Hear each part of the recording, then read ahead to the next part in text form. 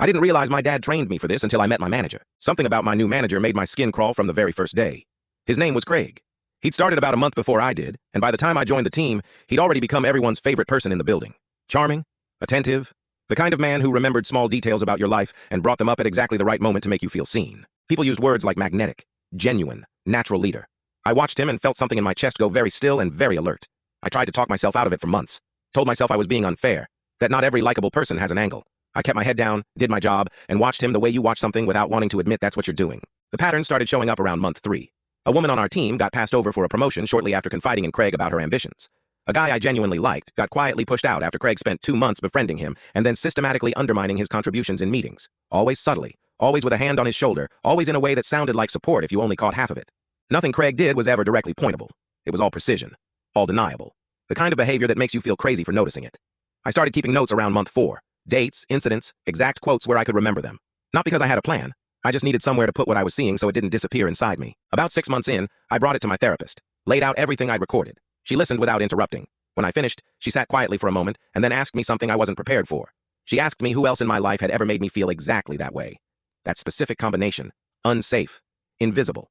Like I was always one wrong step away from something I couldn't name, but could feel building. I pushed back at first. Told her this was about Craig, not my family. That I wasn't interested in turning a workplace problem into a childhood thing. She didn't argue. She just waited. I didn't answer for a long time. Then I said, my dad. She nodded slowly. And then she told me something I've spent months turning over. She said that people who grow up with a narcissistic or sociopathic parent often develop an almost involuntary ability to recognize those traits in others. That the nervous system learns, adapts. That my body had registered something in Craig long before my conscious mind assembled the evidence.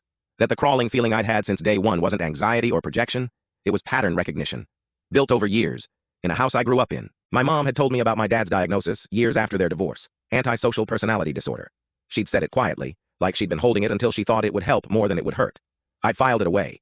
What I hadn't processed was what living in that house had done to my nervous system. What 18 years of learning to read a man like that had quietly built inside me without my permission. I had spent my entire childhood developing a skill I didn't know I had. The thing that finally pushed me to report Craig was the woman who'd been passed over for the promotion. I watched her spend 3 weeks blaming herself, working longer hours, second-guessing her own competence, shrinking in meetings she used to own. I recognized that. I knew exactly where that kind of self-doubt came from and who had put it there. I took my documentation to HR on a Tuesday morning. 2 other people came forward within the week once they knew someone else had seen it too. That part, knowing I hadn't been alone in it, meant more than I expected it to. Craig is on administrative leave while they investigate. I think about my dad when I think about Craig. The same stillness behind the eyes, the same warmth that switched off cleanly the moment the room emptied. 2 men who never once let you see them coming until you'd already learned how to look. My dad taught me a lot of things I wish he hadn't.